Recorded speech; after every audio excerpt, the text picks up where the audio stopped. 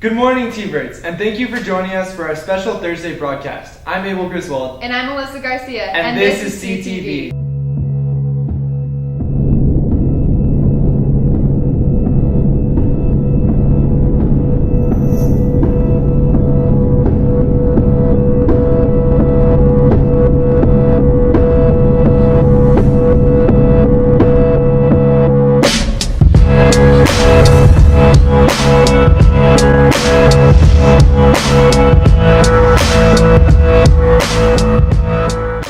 Here's Garrett with an inside look at the Go Green Club. The Go Green Club is a club here to help the environment throughout the school and also our community. So Go Green is focused on raising awareness about the environment. Right now we're trying to start doing lots of projects, hopefully getting students involved, getting them excited about protecting the environment and really focusing on green issues.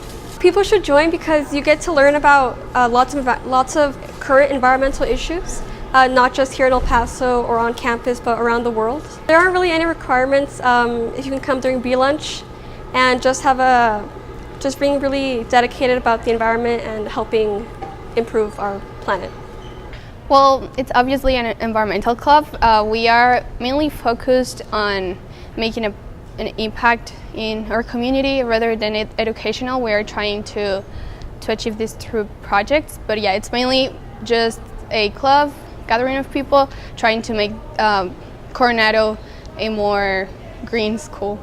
Personally, I think because we should all care about the environment, because we all share this world, and if we don't take care of it, well, we're gonna lose it, and our children and even us, even our generation, is gonna suffer the consequences. Just having a good attitude and being willing to putting the effort and the time to get involved in the projects. Yeah, that's basically it. I'm Garrett Zeller reporting for CTV. Back to you. Up next is Ethan with sports. This is Ethan with sports. The trainers play a major role in the well-being of our athletic program. They work hard every day to keep our athletes safe. Here is Josh with more on the story. Student trainers are a huge part of athletic success. I feel like us trainers, we've made a good impact on the athletes by keeping them healthy and providing them with water. Create a relationship where we're helping them through a really tough time in their season or their sport. So you want to create a good relationship so that you're helping them, and then a lot of times you find that athletes are really appreciative of that. While being a student trainer is hard work, many of them feel that it is worth it. Spend around 2 hours before school and 3 hours after school. On a regular day, I get here in the morning at 6 in the morning, and I'm here through first period, so that's about 9:30.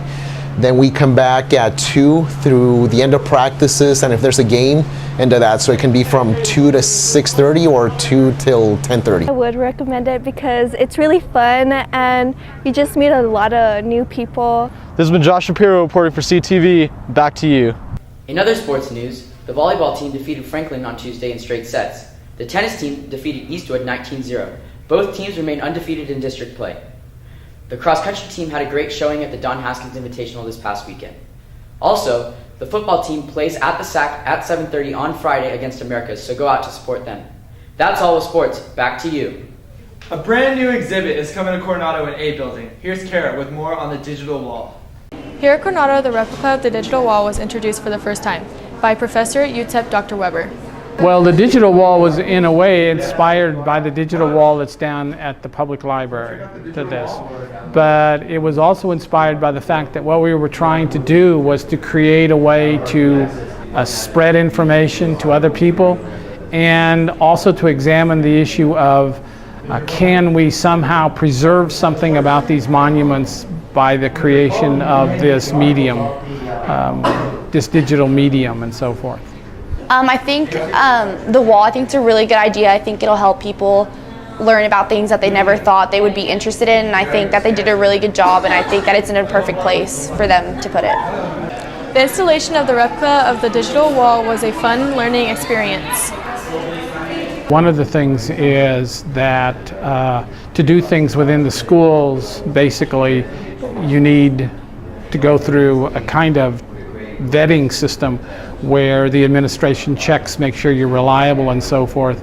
And part of that was our relationship to Mr. Sandoval, that he was part of our Teacher Institute in 2015. He's part of our website at UTEP. And so he was agreeable to working with us to get it out here into the school.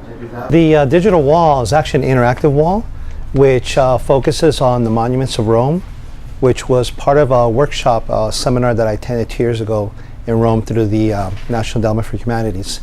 And so it highlights certain places like the Colosseum and other places around Rome.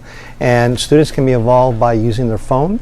There's barcodes on the exhibit, and they can actually put their phones up and it'll give them like additional information like a video clip or an article.